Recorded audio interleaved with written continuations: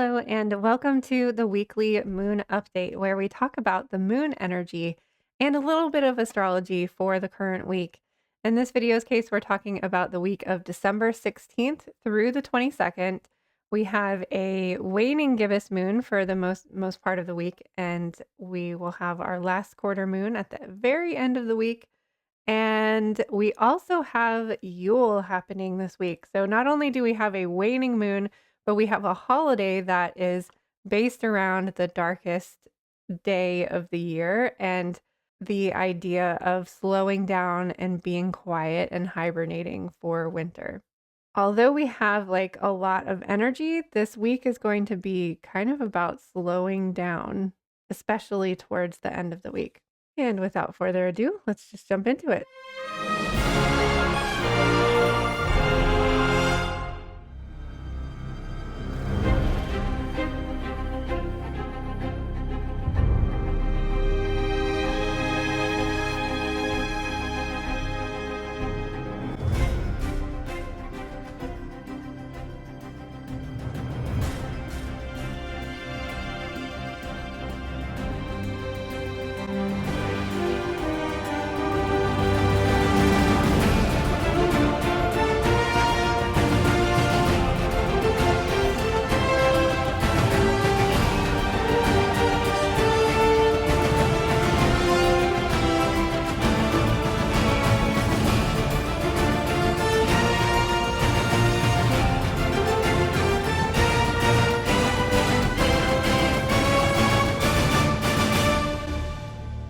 So we had our big bright Gemini moon technically on Saturday or early Sunday morning.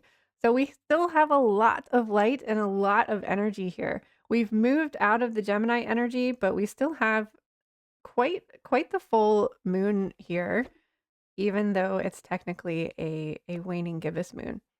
So as you can see, the light is going to continue to darken until right at the end of the week we have our last quarter moon, and I'm honestly not sure if it's in Virgo or Libra because we'll be transitioning that day as well.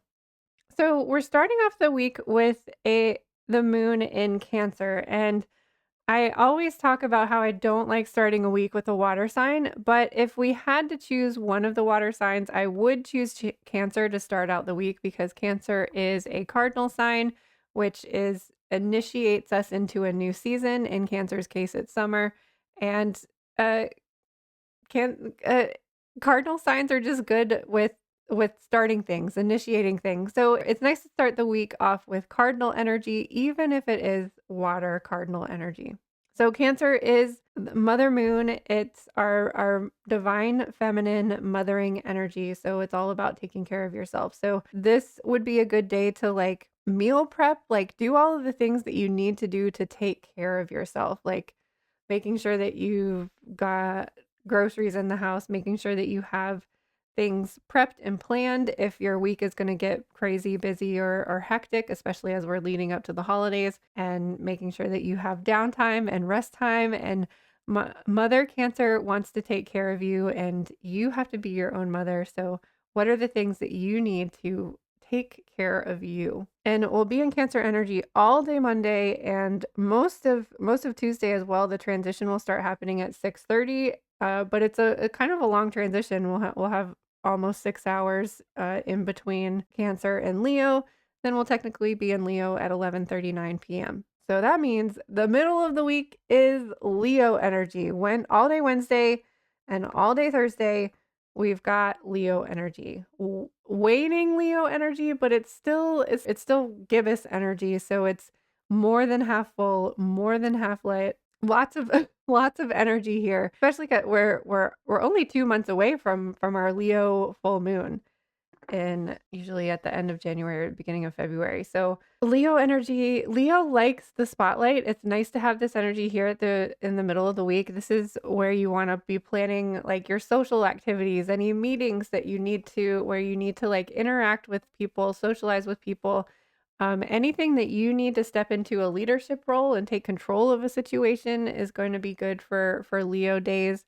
putting on your favorite outfit, feeling your best. This is very sun energy, solar plexus energy, whereas we started the week with moon and emotional energy. This is very much ego and like external energy for the middle of the week. Then around the time the sun rises, the moon will start to transition into Virgo. We'll technically be in Virgo 7:37 a.m.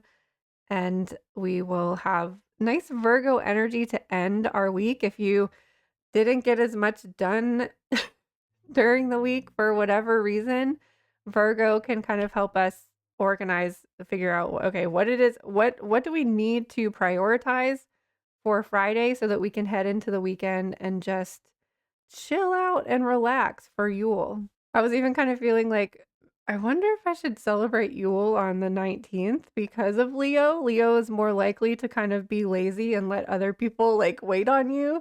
Whereas Virgo is like, oh, I'm probably going to end up cleaning my house on Yule instead of just lounging and reading like I would like to do on Yule.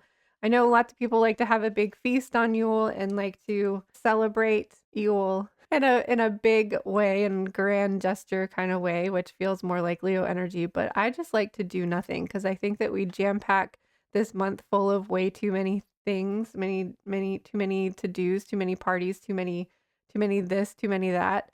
So I like to do nothing on Yule, but I already know that because of the Virgo energy, I'm gonna end up deep cleaning the house or doing a big whole house cleanse or something like that, which is fine too, but I'd rather just sit around and read fairy books.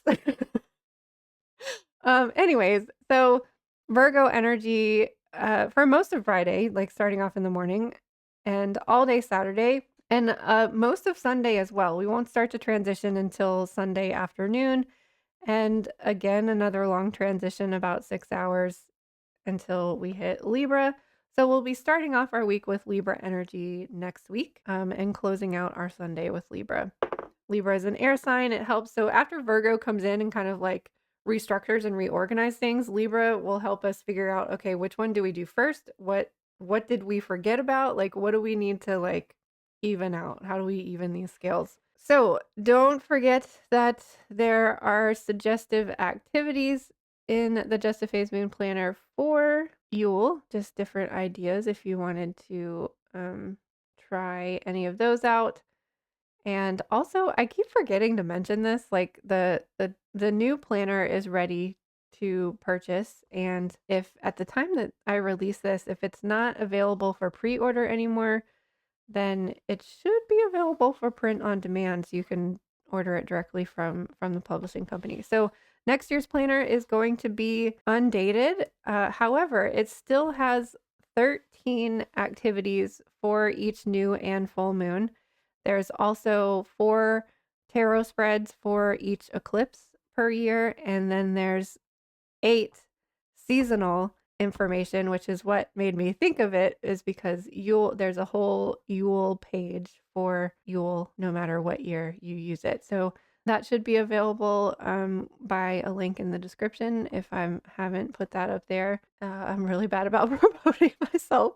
So thank you to those who already pre-ordered, though. That helped me out so much, especially because I royally screwed myself so bad. Like, I don't think I'm going to recover from it, but the pre-order should help a little bit. Anyways, let's get into the oracle card. So we are using the Seasons of the Witch Yule Oracle for this week, and we have telling stories. Stories have been passed down through generations for millennia. Stories keep traditions alive, giving voice to loved ones who passed and teaching us valuable lessons to carry into adulthood. One of these lessons is the power of speaking your truth and knowing where you come from.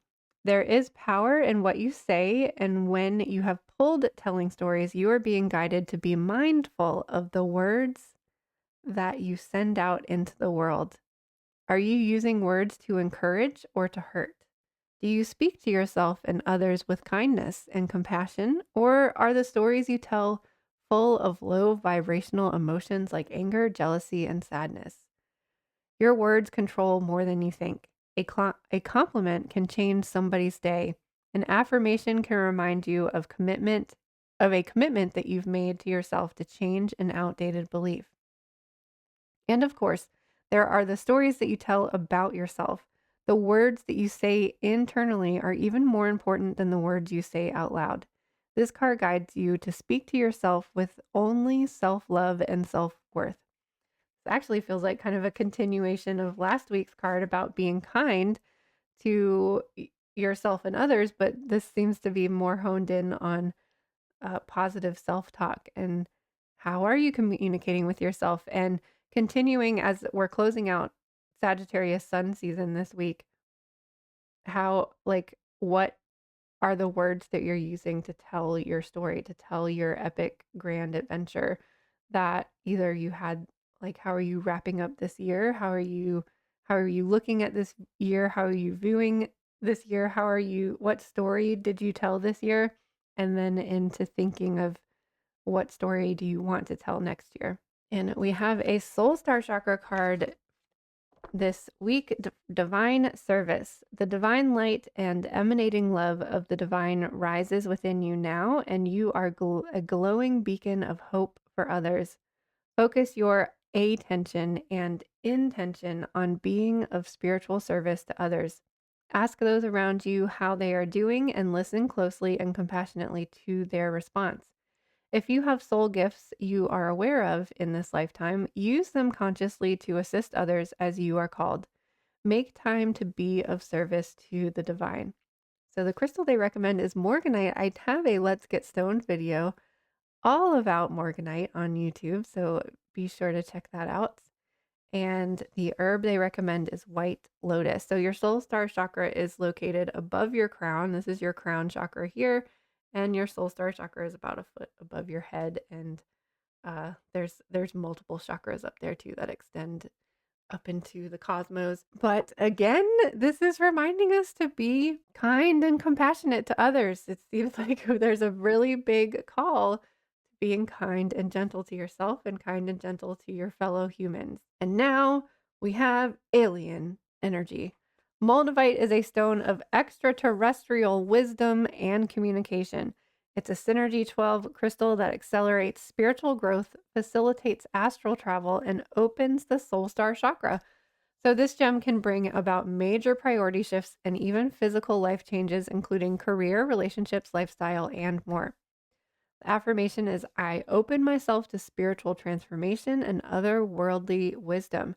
So, Moldavite is a crystal or a meteorite that crashed onto the earth, and the like impact, the heat and the impact of the meteorite with the earth created this crystal moldavite.